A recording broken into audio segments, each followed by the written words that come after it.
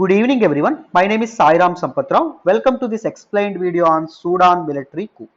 Before starting this particular video, ఒక చిన్న మాట అండి. సో ఈ ఎక్స్ప్లెయిన్డ్ వీడియోస్ కింద మనం వీడియోస్ అప్లోడ్ చేసినటువంటి వీడియోస్ కింద వెనక చాలా ఎఫర్ట్స్ అనేవి ఉంటాయి. If you really want to acknowledge our efforts, మా ఎఫర్ట్స్ని గుర్తించాలంటే please do hit that like button. ఎలా ఉందో కామెంట్ చేయండి అండ్ మీ ఫెలో ఆస్పిరెంట్స్తో షేర్ చేసుకోండి. ఒకవేళ మన ఛానల్ కానీ మన వీడియోస్ కానీ మీ ఫెలో ఆస్పిరెంట్స్కి మీ ఫ్రెండ్స్కి ఉపయోగపడతాయి అని మీకు అనిపిస్తే. సో ఈ పర్టికులర్ వీడియోలో సూడాన్ మిలిటరీ కూ గురించి తెలుసుకుందాం. కూ అంటే అర్థం ఏంటి అంటే టేక్ ఓవర్ అని చెప్పి అర్థం. Sudan military take over. ఒకవేళ మిలిటరీ అనేది సో ప్రజాస్వామ్యబద్ధంగా ఏర్పడినటువంటి ఒక సివిలియర్ గవర్నమెంట్ టేక్ ఓవర్ చేస్తే అంటే వాళ్ళని అధికారంలోకి దించేసి వీళ్ళు అధికారాన్ని బలవంతంగా బై ఫోర్స్ లాగేసుకుంటే దాన్ని కూ అని చెప్పడం అనేది జరిగింది. రీసెంట్గా కూ ఎక్కడ జరిగింది? మన నైబరింగ్ కంట్రీ అయినటువంటి మయన్మార్లో జరగడం అనేది జరిగింది. రైట్, మయన్మార్లో సూచీ గారి గవర్నమెంట్ లేదా NLD national league for democracy government ఏదైతే ఉంటుందో దాన్ని కూలదోసేసి సూచీ అండ్ ఎన్ఎల్డి లీడర్స్ ఎవరైతే ఉన్నారో వీళ్ళందరినీ డిటైన్ చేసి ఫోర్స్ఫుల్గా అధికారాన్ని మిలిటరీ వాళ్ళు చేజెక్కించుకున్నారు. ఎక్కడ? మయన్మార్లో. ఆ విషయం మీకు తెలియాలంటే, దాని బ్యాక్గ్రౌండ్ తెలియాలంటే Myanmar political crisis LTX crisis అని కొట్టండి. నేను దాని మీద ఒక వీడియో చేశాను లాస్ట్ ఇయర్ ఫిబ్రవరి ఆ టైంలో జరిగినటువంటి ఇష్యూ అది. అర్థమైంది? సో లాస్ట్ ఇయర్ కాదు, ఈ ఇయర్, సారీ. అర్థమైందా? సో ఇప్పుడు సూడాన్ ఎక్కడుంది, సూడాన్లో ఎందుకు ఈ పరిస్థితి వచ్చింది, మిలిటరీకు ఎందుకు వచ్చింది, హిస్టారికల్ బ్యాక్గ్రౌండ్ ఏంటి, వీటన్నిటిని తెలుసుకునే ప్రయత్నం చేద్దాం. So before going with this particular video, చాలామంది గైడెన్స్ రిలేటెడ్ క్వైరీస్ ఉన్నాయి సార్, హెల్ప్ చేయండి అని చెప్పి చాలామంది అంటున్నారు. This is my personal WhatsApp number అండి, 8500671913.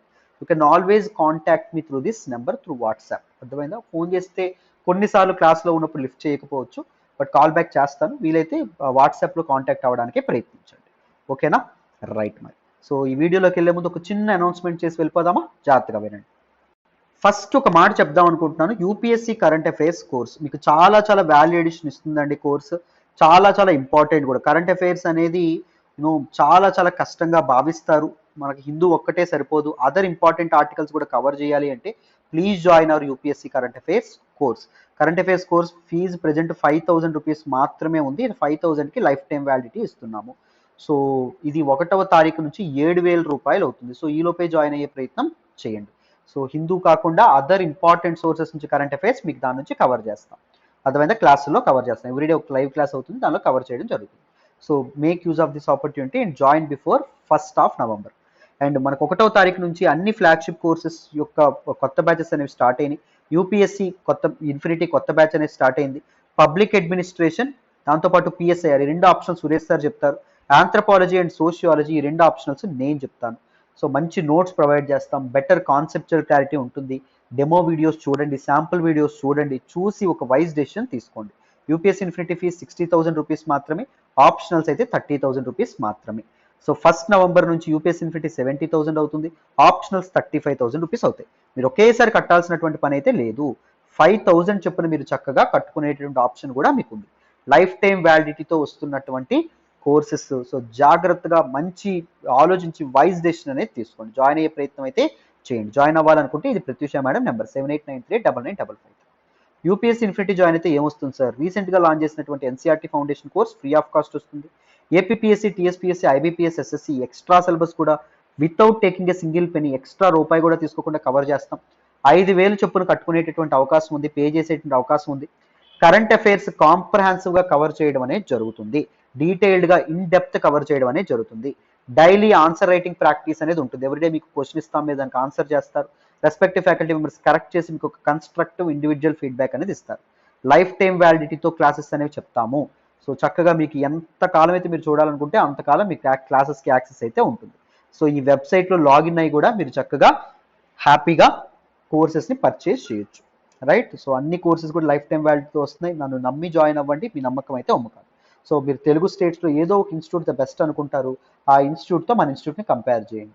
టీచింగ్ క్వాలిటీ కంపేర్ చేయండి, దాంతోపాటు బ్యాక్గ్రౌండ్ నుంచి బేసిక్స్ నుంచి చెప్తున్నారో లేదో కంపేర్ చేయండి, కాన్సెప్చువల్ క్లారిటీ కంపేర్ చేయండి, ఫీజ్ కంపేర్ చేయండి, వ్యాలిడిటీ కంపేర్ చేయండి, డెలివరబుల్స్ ఎన్సీఆర్టీ కోర్సెస్ కానీ ఏపీపీఎస్సీ, టీఎస్పీఎస్సీ, ఐబీపీఎస్, ఎస్ఎస్సీ ఇవన్నీ ఇస్తున్నారో లేదో కంపేర్ చేయండి. కరెంట్ అఫైర్స్ బ్యాక్గ్రౌండ్ నుంచి బేసిక్స్ నుంచి కవర్ చేస్తున్నారో లేదో కంపేర్ చేయండి.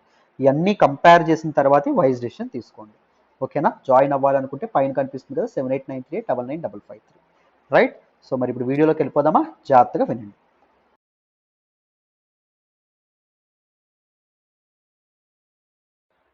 చూడండి అమ్మా, న్యూస్లోకి ఏమొచ్చింది. సూడాన్ యొక్క క్యాబినెట్ మెంబర్స్ ఎవరైతే ఉంటారో, అంటే సూడాన్ గవర్నమెంట్లో ఉండేటటువంటి మెంబర్స్ ఎవరైతే ఉంటారో, and large number of pro government party leaders ఎవరైతే ఉన్నారు, గవర్నమెంట్కి సపోర్ట్ చేసేటటువంటి లీడర్స్ ఎవరైతే ఉన్నారో వాళ్ళు అరెస్ట్ చేయబడడం అనేది జరిగింది మండే, అంటే నిన్న. దేనిలో ఇన్ ఎన్ అపరెంట్ కూ అంటే ఏంటి అంటే సివిలియన్ గవర్నమెంట్ ని కూలదోసి మిలిటరీ అధికారాన్ని చేజెక్కించుకుంటే బలవంతంగా బై ఫోర్స్, దాని కూ అని చెప్పి అనడం అనేది జరుగుతుంది. సో ఈ టెన్షన్ ఏదైతే ఉంటుందో మిలిటరీకి అండ్ దాంతోపాటు సివిలియన్ గవర్నమెంట్ కి మధ్య ఈ కాన్ఫ్లిక్ట్ ఏదైతే ఉంటుందో అది కొన్ని వారాలుగా జరగడం అనేది జరుగుతుంది. రీసెంట్ గా కూడా కూ అటెంప్ట్ చేశారు మిలిటరీ వాళ్ళు, but that was a failed attempt. But later so final గా మండే రోజు, అంటే నిన్న, దీస్ మిలిటరీ వాళ్ళు ఎవరైతే ఉన్నారో ఈ పార్టీ లీడర్స్ ఎవరైతే cabinet leaders and party leaders ని అరెస్ట్ చేయడం అనేది జరిగింది, డిటైన్ చేయడం అనేది జరిగింది. డిటైన్ చేసి సో అధికారాన్ని వాళ్ళ చేతుల్లోకి తీసుకొని army general state of emergency ఏదైతే ఉంటుందో, అత్యవసర స్థితి ఏదైతే ఉంటుందో అది అనౌన్స్ చేయడం అనేది జరిగింది. ఎమర్జెన్సీని అనౌన్స్ చేయడమే కాకుండా ఆయన ఏం చెప్పారు అంటే సూడాన్ యొక్క కాన్స్టిట్యూషన్ ఏదైతే ఉంటుందో, రాజ్యాంగం ఏదైతే ఉంటుందో దాన్ని మేము మార్చబోతున్నాం. అండ్ దాంతోపాటు 2023లో 2023లో డెమోక్రటికల్ ఎలక్షన్స్ ఏవైతే ఉన్నాయో కండక్ట్ చేయబోతున్నాం అనే విధంగా ఈయన చెప్పడం అనేది జరిగింది. మరి మిలిటరీ వాళ్ళు అధికారం చేజెక్కించుకోవడం ఏంటి? ఇప్పుడు మన ఇండియాలోనే ఉంది. ఇప్పుడు నరేంద్ర మోడీ గారిని అరెస్ట్ చేసేసి మన బిపిన్ రావత్ గారు ఎవరైనా అధికారం చేజెక్కించుకుంటే ఎలా ఉంటుంది? అది ప్రజాస్వామ్యాన్ని అడ్డుతోసినట్టు కదా. నరేంద్ర మోడీ గారిని ప్రజలు ఎన్నుకున్నారు కదా, జగన్మోహన్ రెడ్డి గారిని ప్రజలు ఎన్నుకున్నారు కదా. అది కాకుండా మిలిటరీ వాళ్ళు లాగేసుకోవడం ఏంటి? అది ప్రజాస్వామ్యానికి డెమోక్రసీ గొడ్డలు పెట్టి అవుతుందా అవదా? అవుతుంది. మరి ఎందుకు ఈ యంగ్ డెమోక్రసీస్ అనేవి ఫెయిల్ అవుతున్నాయి? What is the reason? అసలు సూడాన్ ఎక్కడుంది? ఈ బ్యాక్గ్రౌండ్ అంతా డీటెయిల్ గా తెలుసుకునే ప్రయత్నం చేద్దాం, వినండి. చూడండి, Sudan is a country in the continent of Africa. African continent లో ఉండేటటువంటి ఒక కంట్రీ అండి. This is Sudan. Sudan shares border with Red Sea అండి. సో రెడ్ సీతో అది బార్డర్ షేర్ చేసుకుంటే జాగ్రత్తగా గుర్తుపెట్టుకోండి. సో 2011 వరకు సూడాన్ యునైటెడ్ గా ఉండడం అనేది జరిగింది. సూడాన్ సౌత్ సూడాన్ కలిపి ఉండడం అనేది జరిగింది. 2011లో సౌత్ సూడాన్ కి ఇండిపెండెన్స్ అనేది రావడం అనేది జరిగింది. It emerged as the youngest nation in United nations అండి. 193rd నేషన్ గా అది ఎమర్జ్ అవ్వడం అనేది జరిగింది సౌత్ సూడాన్. అర్థమైందా? సో ప్రపంచ దేశాలు రికగ్నైజ్ చేయడం అనేది జరిగింది, రైట్? గుర్తుపెట్టుకోండి. సూడాన్ యొక్క ఇవి చూడండి, బౌండరీస్ చూడండి. సో మనకి నార్త్ లో ఈజిప్ట్ అనేది ఉండడం అనేది జరిగింది. మనకి లిబియా అనేది మనకి నార్త్ వెస్ట్ లో ఉండడం అనేది జరిగింది. చాద్ ఏదైతే ఉంటుందో చాద్ మనకి వెస్ట్ సైడ్ ఉండడం అనేది జరిగింది. అండ్ సెంట్రల్ ఆఫ్రికన్ రిపబ్లిక్ ఏదైతే ఉంటుందో అది సౌత్ వెస్ట్ లో ఉండడం అనేది జరిగింది.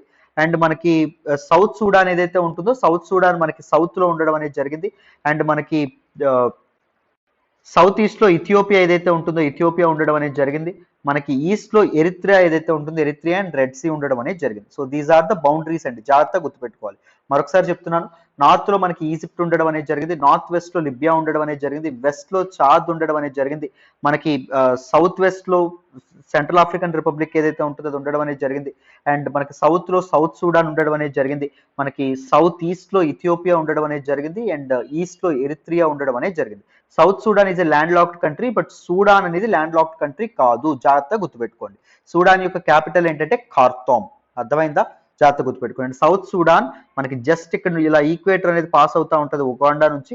సో ఈక్వేటర్ కి జస్ట్ పైనే, ఈక్వేటర్ అనేది సౌత్ సూడాన్ గుండా పాస్ అవ్వదు, గుర్తుపెట్టుకోండి. బట్ ఈక్వేటర్ కి నార్త్ వైపు జస్ట్ కొద్దిగా డిస్టెన్స్ లోనే ఉండడం అనేది జరుగుతుంది. సో సౌత్ సూడాన్ లో ఈక్విటోరియల్ క్లైమేట్ అనేది మనం అబ్జర్వ్ చేయొచ్చు, right? These are some important aspects. Next చూడండి. So look at this map, Sudan and South Sudan. Sudan యొక్క క్యాపిటల్ ఏంటంటే Khartoum. Khartoum is the place where two rivers confluence with each other and give rise to the longest river on the planet. What is the longest river in the planet? That is river Nile అండి. River Nile ఏదైతే ఉంటుందో ఎలా form అవ్వడం అనేది జరుగుతుంది? Confluence ద్వారా form అవ్వడం అనేది జరుగుతుంది. ఒకటి వైట్ నైల్ ఏదైతే ఉంటుందో వైట్ నైల్, రెండవది ఏంటి అంటే బ్లూ నైల్ ఏదైతే ఉంటుందో బ్లూ నైల్. ఇక్కడ మీకు కనిపిస్తుందని అనుకుంటున్నాను. ఇదిగోండి బ్లూ నైల్ ఇలా మీకు రావడం అనేది జరుగుతుంది. ఇదిగోండి వైట్ నైల్ ఏదైతే ఉంటుందో వైట్ నైల్ ఇలా ఇలా ఇలా వచ్చి ఇక్కడ కలుసుకోవడం అనేది జరుగుతుంది. Both gave rise to river Nile. అయితే మీకు ఇంపార్టెంట్ క్వశ్చన్ అడుగుతాను, నా కామెంట్ బాక్స్ లో చెప్పే ప్రయత్నం చేయండి. వైట్ నైల్ ఏదైతే ఉంటుందో అది ఒక రివర్ దగ్గర, ఒక లేక్ దగ్గర ఆరిజినేట్ అవ్వడం అనేది జరుగుతుంది. ఆ లేక్ ఏంటో నా కామెంట్ బాక్స్ లో తెలియజేయండి. ఎంతవరకు కరెక్ట్ గా చెప్తారో చూద్దాం. Right, so this is the geography of Sudan అండి. సూడాన్ యొక్క సౌత్ సూడాన్ కి లైఫ్ లైన్ ఏంటి అంటే వైట్ నైల్ అమ్మ. సో వైట్ నైల్ మీదే సౌత్ సూడాన్ యొక్క క్యాపిటల్ అయినటువంటి జుబా ఏదైతే ఉంటుందో జుబా ఉంటుంది. అండ్ బెంతియూ ఏదైతే ఉంటుందో బెంతియూ ఇది also one of the important cities from south Sudan. మనకి నార్త్ సూడాన్ చూసుకుంటే మనకి కార్తోమ్ ఏదైతే ఉంటుందో కార్తోమ్ ఉండడం అనేది జరుగుతుంది.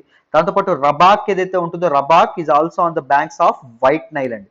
రైట్, అండ్ దాంతోపాటు షుజా ఈజ్ ఆన్ బ్లూ నైల్ మీద అది ఉండడం అనేది జరుగుతుంది.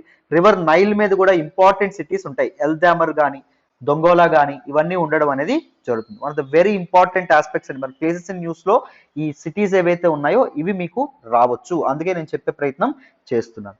సో మనకి సౌత్ సూడాన్ అండ్ సూడాన్ యొక్క జాగ్రఫీ అర్థమైందనే అనుకుంటున్నాను. Now let us look at the historical background. So history చూడండి అమ్మా. 1899 టు 1956 1899 నుంచి 1956 మధ్యలో Britain and Egypt they both ruled over north and South Sudan as separate regions అండి. So 1899లో Britain అనేది కొలనైజ్ చేయడం అనేది జరిగింది సూడాన్. సో బ్రిటన్ ఈజిప్ట్ ని కూడా కొలనైజ్ చేయడం అనేది జరిగింది. Egypt was a colony of Britain, but they both administered 1899 and 1956 మధ్యలో అడ్మినిస్టర్ చేయడం అనేది జరిగింది. నార్త్ అండ్ సౌత్ సూడాన్ ని సెపరేట్ గా అడ్మినిస్టర్ చేయడం అనేది జరిగింది. బట్ 1956లో వాళ్ళు ఏం చేశారు, యునైటెడ్ సూడాన్ కి ఇండిపెండెన్స్ ఇవ్వడం అనేది జరిగింది. సూడాన్ ని కలిపేసి ఒకే అడ్మినిస్ట్రేటివ్ రీజియన్ గా మార్చేసి వాళ్ళు స్వతంత్రం ఇవ్వడం అనేది జరిగింది. ఈ స్వతంత్రం ఇచ్చేటప్పుడు వాళ్ళు సౌత్ సూడానీస్ లీడర్స్ ఎవరైతే ఉన్నారో వాళ్ళని ఏమైనా కన్సల్ట్ చేశారా అంటే కన్సల్ట్ చేయలేదు. కన్సల్ట్ చేయకుండానే north Sudan and South Sudan ని కలిపేసి ఒక అడ్మినిస్ట్రేటివ్ రీజియన్ గా ఏర్పాటు చేద్దామని చెప్పి అనుకున్నారండి. సో ఇక్కడ మనకి నార్త్ సూడాన్ చూస్తే వాళ్ళ culture south Sudan culture different గా ఉంటుంది. నార్త్ సూడాన్ లో మనకి ముస్లిం అరబ్స్ అనే వాళ్ళు ఉంటారు. సౌత్ సూడాన్ లో చూస్తే మీకు different multiple ethnic groups and tribes ఏవైతే ఉంటాయి, డిఫరెంట్ ట్రైబ్స్ అనేవి ఉండడం అనేది జరుగుతుంది. నార్త్ సూడాన్ అనేటటువంటిది geographically larger in nature and South Sudan అనేది తక్కువగా ఉండడం అనేది జరుగుతుంది. సో నార్త్ సూడాన్ ఉండేటటువంటి పొలిటికల్ లీడర్స్ ఎవరైతే ఉంటారో వాళ్ళు instead of establishing a socialist state, welfare state అనే సంక్షేమ ప్రభుత్వాన్ని ఏర్పాటు చేయకుండా ఒక పవర్ఫుల్ ఎంపైర్ గా సూడాన్ని తీర్చిదిద్దాము, ఒక పెద్ద సామ్రాజ్యంగా మహా సామ్రాజ్యంగా ఏర్పాటు చేద్దాము అని చెప్పి వాళ్ళు డిక్టేటర్షిప్ ని ఇన్ష్యూర్ చేయడం అనేది జరుగుతుంది. సో రాజుల తాలూకా పాలసీస్, వాళ్ళ తాలూకా గుత్తాధిపత్యం ఏదైతే ఉంటుందో, డామినెన్స్ ఏదైతే ఉంటుందో అది ట్రైబల్ లీడర్స్ కి నచ్చదు. Then they revolt against these Arabs అండి. దీస్ నార్త్ సూడానీస్ లీడర్స్ ఎవరైతే ఉన్నారో వాళ్ళతో రివోల్ట్ చేయడం అనేది జరుగుతుంది. దాంతోపాటు ఈ సౌత్ లీడర్స్ ఎవరైతే ఉన్నారో దే బికెమ్ వెరీ ఇన్ఫీరియర్. వాళ్ళకి ఒక ఒక ఒక భయాందోళనలు అనేవి రావడం అనేది జరిగింది. ఎందుకు భయాందోళనలు వచ్చాయి, ఈ నార్త్ లీడర్స్ ఎవరైతే ఉన్నారో వాళ్ళ అధికారం వాళ్ళ చేతుల్లోనే ఉంచుకుంటారేమో, మాకు అసలు ఎటువంటి పవర్ అనేది ఇవ్వరేమో అనేటటువంటి ఇన్సెక్యూరిటీ ఏదైతే ఉంటుందో ఆ ఇన్సెక్యూరిటీ నుంచి ఒక రివోల్ట్స్ అనేవి బయలుదేరడం అనేది జరిగింది. సో అప్పటి నుంచి నార్త్ అండ్ సౌత్ సూడాన్ మధ్య ఈ కాన్ఫ్లిక్ట్స్ ఏవైతే ఉన్నాయో కాన్ఫ్లిక్ట్స్ స్టార్ట్ అవ్వడం అనేది జరిగింది. South Sudanese leaders wanted independence from Sudan. Right, so next చూడండి. చెప్పాను కదా there was cultural divide. North Sudan లో అరబ్ ముస్లిమ్స్ ఎవరైతే ఉన్నారో వీళ్ళు ఉండేవాళ్ళు, ఇస్లామిక్ పీపుల్ ఎవరైతే ఉన్నారో వాళ్ళు ఎక్కువగా ఉంటారు. సౌత్ సూడాన్ లో multiple ethnic groups and tribes ఏవైతే ఉన్నాయో ఉండే, క్రిస్టియన్స్ ఎవరైతే ఉన్నారో క్రిస్టియన్స్ కూడా ఉండడం అనేది జరిగింది. North and South Sudan are completely different in nature అండి. కంప్లీట్ గా వాళ్ళు వేరుగా ఉండడం అనేది జరిగింది. రైట్, సో కల్చరల్లీ వాళ్ళు డిఫరెంట్ గా ఉండడం అనేది జరిగింది.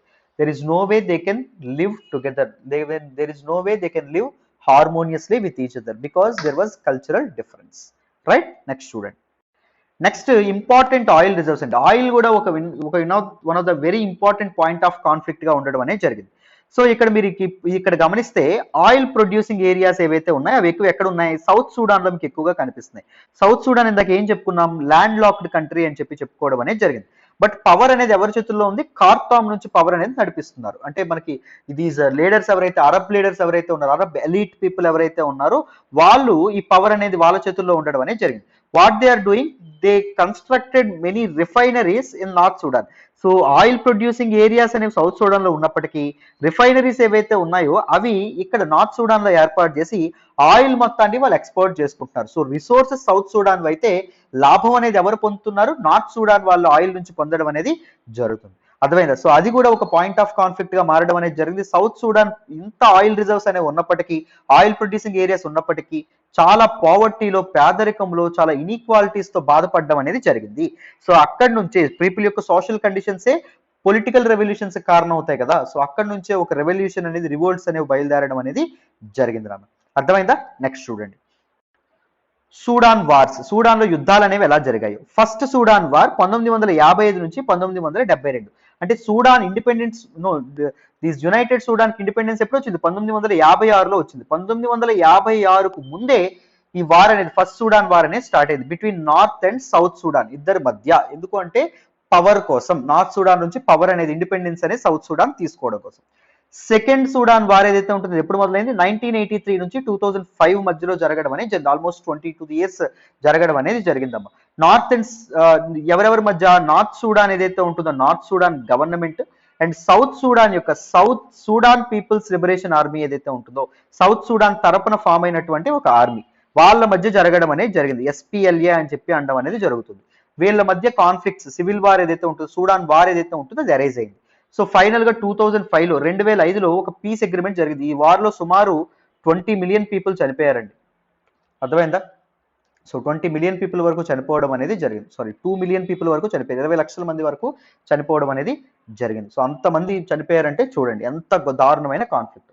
సో 2005లో మొత్తానికి North Sudan and government and Sudan People's Liberation Army మధ్య ఒక శాంతి ఒప్పందం అనేది జరిగింది. ఈ శాంతి ఒప్పందం ప్రకారం ఏం నేర్చుకున్నారు? 6 ఇయర్స్ లో పవర్ ట్రాన్సిషన్ అనేది జరుగుతుంది. 6 ఇయర్స్ లో ఒక రిఫరెండం అనేది కండక్ట్ చేద్దాం. ఆ రిఫరెండంలో ఏం వస్తుందో, రిఫరెండం అంటే ఏంటి అంటే ప్రజలకే ఓటింగ్ పెడతారు. సౌత్ సూడాన్ పీపుల్ కే ఓటింగ్ పెడతారు. ఏమని? సౌత్ సూడాన్ అనేది నార్త్ సూడాన్ తో కలిపి ఉండాలా లేకపోతే వేరైపోవాలా అనేటటువంటి ఒక తీర్పు. సో రిఫరెండంలో ప్రజలు 90% మెజారిటీతో ఇండిపెండెన్స్ కావాలని చెప్పి సౌత్ సూడాన్ పీపుల్ ఓటేయడం అనేది జరిగింది. సో ఆ రిఫరెండం ప్రకారం 2011లో South Sudan became independent. It became 193rd nation in United Nations అమ్మ. అర్థమైందా? It is the youngest nation in United Nations. 2011లో సౌత్ సూడాన్ కి స్వాతంత్రం రావడం అనేది జరిగింది. దేని నుంచి? నార్త్ సూడాన్ నుంచి. So Sudan and South Sudan రెండు సెపరేట్, వేరు వేరు దేశాలుగా ఏర్పడడం అనేది జరిగింది. దాని తర్వాత సౌత్ సూడాన్ లో సివిల్ వార్ అనేది మొదలైంది. అదంతా వేరే విషయం. ఇప్పుడు మనం సూడాన్ అంటే నార్త్ సూడాన్ గురించి మనం మాట్లాడుకోవాలి. సూడాన్ లో పొలిటికల్ ఆస్పెక్ట్స్ అనేవి ఎలా ఉన్నాయి ఏంటి అని చెప్పి ఇప్పుడు తెలుసుకుందాం. ఈ మిలిటరీ కు కారణం ఏంటో తెలుసుకుందాం. మీకు హిస్టరీ అంతా కంప్లీట్ గా అర్థమైందనే అనుకుంటున్నాను. నెక్స్ట్ చూడండి. Who is in charge of Sudan? Sudan లో ఇప్పుడు అధికారంలో ఎవరున్నారు అనేది మనం తెలుసుకోవాలి. ఏప్రిల్ 2019 వరకు the gentleman you are looking at this, you are seeing at on the screen, that is Omar al Bashir అనేటటువంటి వ్యక్తి ఉన్నారండి. ఎప్పటి వరకు? ఏప్రిల్ 2019 వరకు. ఏప్రిల్ 2019 వరకు ఈయన ఏకంగా 30 ఏళ్ళు పరిపాలించడం అనేది జరిగింది. అంటే ఆల్మోస్ట్ 1989 నుంచి ఈ ఒమర్ అల్ బషీర్ ఎవరైతే ఉన్నారో, he's an Islamist, he's a radical Islamist. ఈయన అధికారంలో ఉండడం అనేది జరిగింది. అర్థమైందా? సో 2019లో ఏం జరిగింది? ఈయన్ని పవర్ నుంచి దింపేయడం అనేది జరిగింది. సో ప్రో డెమోక్రసీ, ప్రజాస్వామ్యం, ఈయన నియంతృత్వం, ఈయన డిక్టేటర్షిప్, నియంత్రణ అన్నమాట.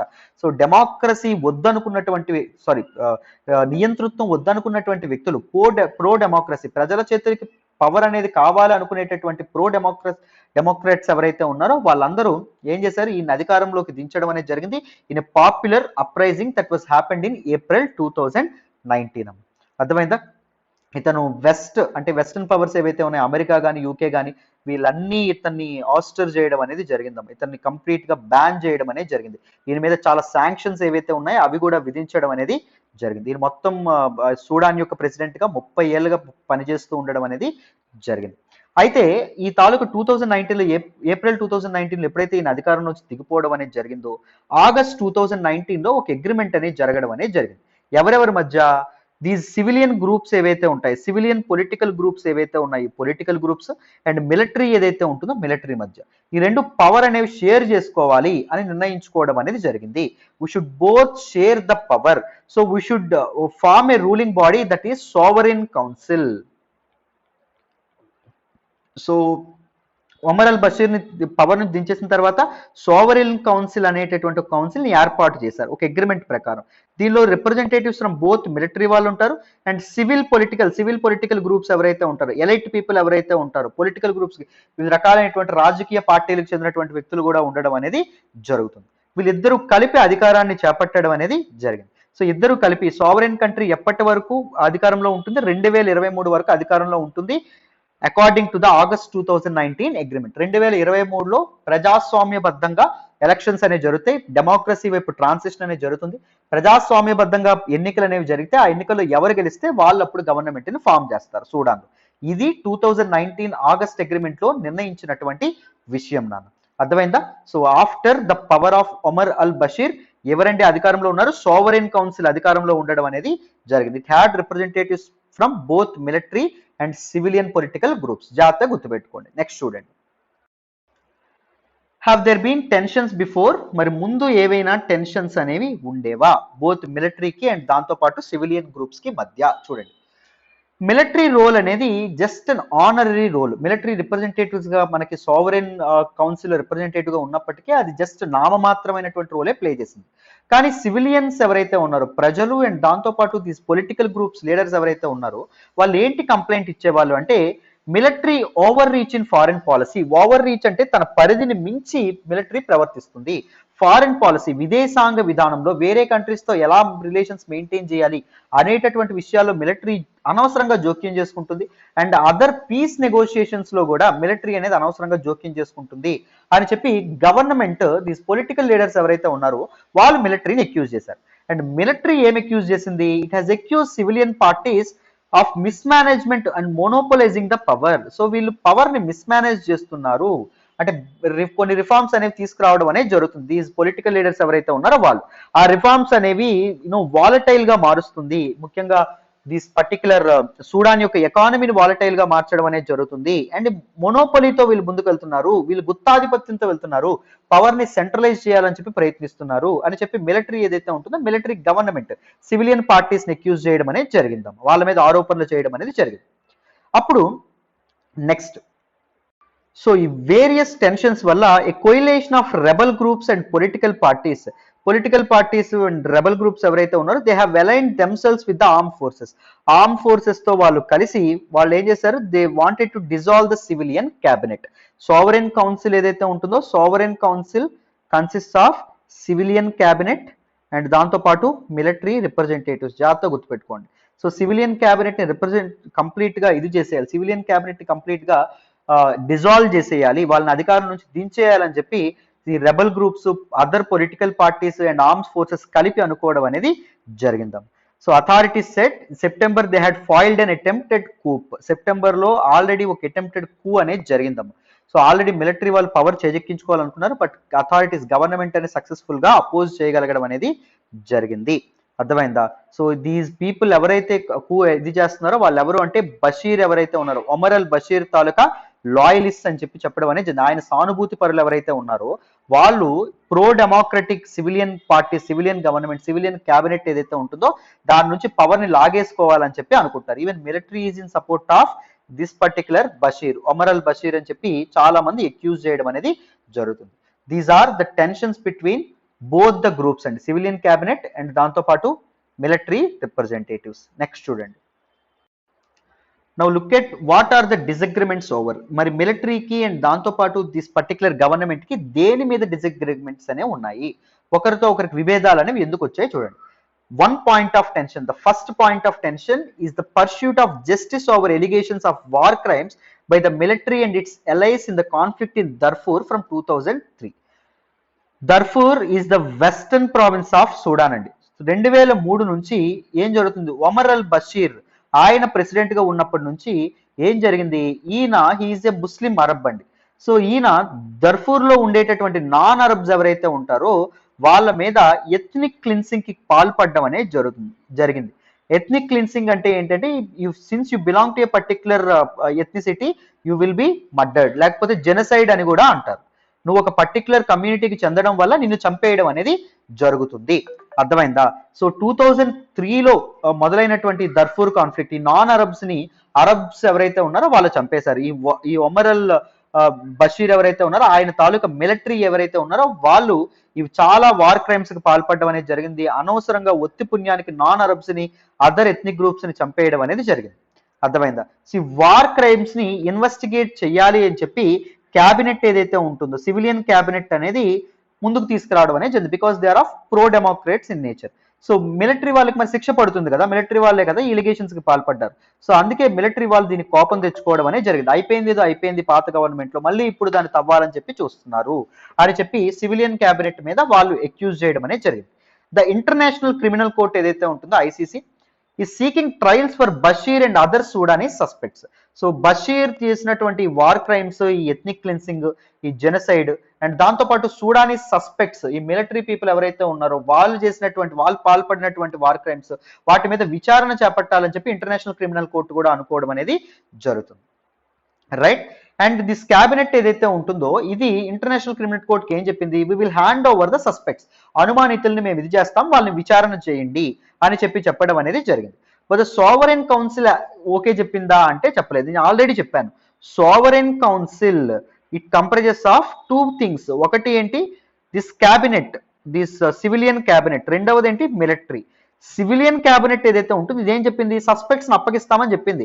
బట్ సోవరెన్ కౌన్సిల్ చెప్పలేదు అంటే అర్థం ఏంటి, మిలిటరీ వాళ్ళు చెప్పలేదు. Military people are in opposition to the trials on the Sudanese suspects and Bashir అండి, అర్థమైందా. So this is a point of conflict. ఇంకొక పాయింట్ ఆఫ్ కాన్ఫ్లిక్ట్ అనేటటువంటిది ఏంటి, and investigation into killings of pro democracy protesters on June 3, 2019. సో 2019లో ఈ బషీర్ నుంచి అధికారం అనేది తీసుకొచ్చేటప్పుడు, ఈ బషీర్ ని పవర్ నుంచి ఆస్టర్ చేసేటప్పుడు ఈ ప్రో డెమోక్రాట్స్ ఎవరైతే ఉన్నారో వాళ్ళు ప్రొటెస్ట్ చేశారు కదా, వాళ్ళు ప్రొటెస్ట్ చేసే వాళ్ళ మీద మిలిటరీ వాళ్ళు చాలా కిల్లింగ్స్ కి పాల్పడ్డారు, వాళ్ళని చాలా హత్య చేయడం అనేది జరిగింది, చాలా మందిని చంపేయడం అనేది జరిగింది. ఈ హత్యల మీద కూడా ఇన్వెస్టిగేషన్ చేయాలి అని చెప్పి సివిలియన్ క్యాబినెట్ అనుకోవడం అనేది జరిగింది. దీనికి మిలిటరీ ఫోర్సెస్ ఎవరైతే ఉన్నారో వాళ్ళు ఎగనెస్ట్ గా ఉండడం అనేది జరిగింది. These activist and civilian groups ఎవరైతే ఉన్నారో they have been angered by delays in making the investigation findings public. So investigation లో రుజువైనటువంటివి ఎవరెవరు ఈ అటాక్స్ అనేవి పాల్పడ్డారు, ఎవరెవరు ఈ తాలూకా సివిలియన్ కిల్లింగ్స్ కి ప్రొటెస్టర్స్ ని ప్రో డెమోక్రసీ ప్రొటెస్టర్స్ ని చంపారు అనేటటువంటి ఇన్వెస్టిగేషన్ రిపోర్ట్స్ ఏవైతే ఉన్నాయో వాటిని పబ్లిక్ లో పెట్టకుండా డిలే చేస్తున్నారని చెప్పి చాలా సివిలియన్ గ్రూప్స్ ఎవరైతే ఉన్నారో, యాక్టివిస్ట్ ఎవరైతే ఉన్నారో వాళ్ళు ఎక్యూజ్ చేస్తున్నారు అన్నమాట.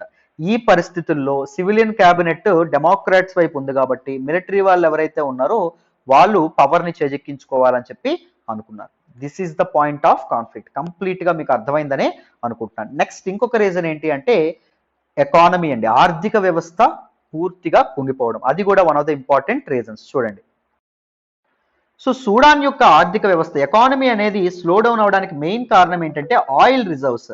అప్పటికి వాళ్ళ చేతిలో ఉండేటటువంటి ఆయిల్ రిజర్వ్స్ ఏవైతే ఉన్నాయో 2011లో 2011లో సౌత్ సూడాన్కి ఎప్పుడైతే స్వతంత్రం అనేది రావడం అనేది జరిగిందో వాళ్ళకి అప్పగించడం వల్ల, అర్థమైందా, ఈ ఆయిల్ రిజర్వ్స్ ని సౌత్ సూడాన్ ఏదైతే ఉంటుందో దానికి అప్పగించేయడం అనేది జరిగింది ఈ సూడాన్, రైట్. సో వీళ్ళకి ఇన్కమ్ ఏదైతే ఉంటుందో అది బాగా తగ్గిపోవడం వల్ల ఎకానమీ అనేది పూర్తిగా పడిపోవడం అనేది జరిగింది.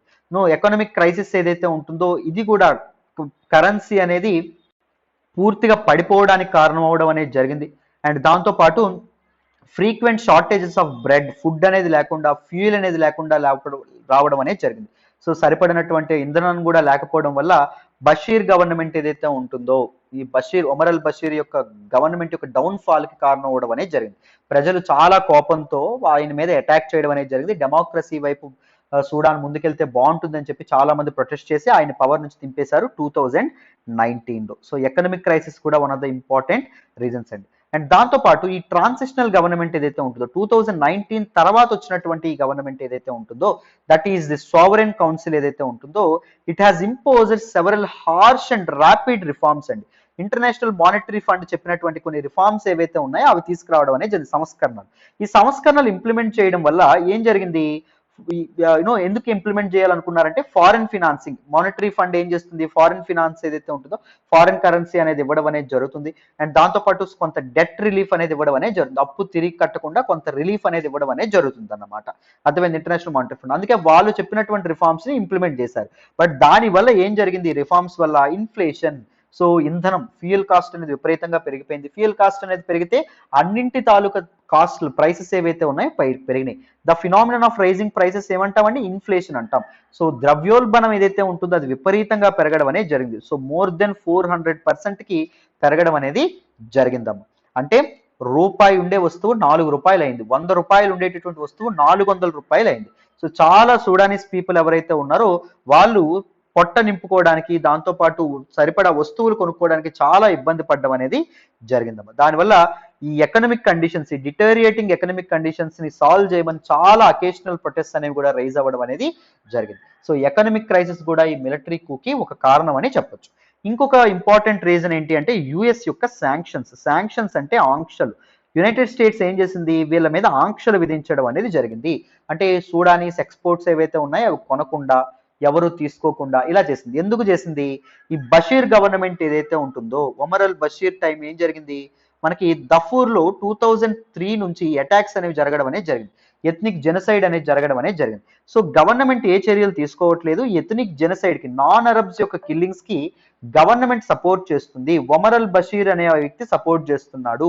సో సూడానీస్ గవర్నమెంటే సపోర్ట్ చేస్తుంది కాబట్టి వాళ్ళ మీద ఆంక్షలు అనేవి విధించాలని చెప్పి యుఎస్ అనేది ఎకనామిక్ శాంక్షన్స్ అనేవి విధించడం అనేది జరిగింది.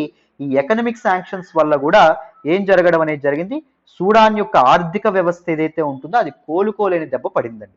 సో కుప్పకూలిపోవడం అనేది జరిగింది. These are some important reasons for the military coup in Sudan. So complete గా డీటెయిల్డ్ గా ఈ పర్టికులర్ టాపిక్ అర్థమైందని అనుకుంటున్నాను. సో ఈ మిలిటరీ కూని United states of America complete గా ఎగనెస్ట్ గా ఉండడం అనేది జరిగింది. యూరోపియన్ యూనియన్ కూడా ఖండించడం అనేది జరిగింది. అండ్ దాంతో పాటు ఆఫ్రికన్ యూనియన్ ఏదైతే ఉంటుందో ఆఫ్రికా యూనియన్ కూడా ఖండించడం అనేది జరిగింది. సో డెమోక్రసీ అనేది థ్రెట్ లో ఉంది. డెమోక్రసీ, ప్రజలు ఎన్నుకున్నటువంటి నేతలు ఎవరైతే ఉన్నారో వాళ్ళని అరెస్ట్ చేయడం అనేది చాలా తప్పు అని చెప్పి చాలా మంది ఎగనెస్ట్ గా వాయిస్ రైజ్ చేయడం అనేది జరిగింది against the Sudan military coup. So complete గా డీటెయిల్డ్ గా ఇన్ డెప్త్ ఈ మిలిటరీ కూ గురించి మీకు అర్థమైందనే అనుకుంటున్నాను. This is all about this particular article అండి. సో మీకు నా ఎక్స్ప్లెనేషన్ వస్తున్నట్లయితే కీప్ లైకింగ్ అవర్ వీడియోస్ అమ్మ. మీ ఫ్రెండ్స్తో షేర్ చేసుకోండి, ఎలా ఉందో కామెంట్ చేయండి. ఇంకా సబ్స్క్రైబ్ చేసుకోకపోతే ఛానల్ని సబ్స్క్రైబ్ కూడా చేసుకోండి. Thank you so much for all the support and all the love so far. Thank you so much. Right, so this is all about this particular video. మళ్ళీ ఇంకొక ఎక్స్ప్లెయిన్ వీడియోలో కలుద్దాం. బాయ్ నా.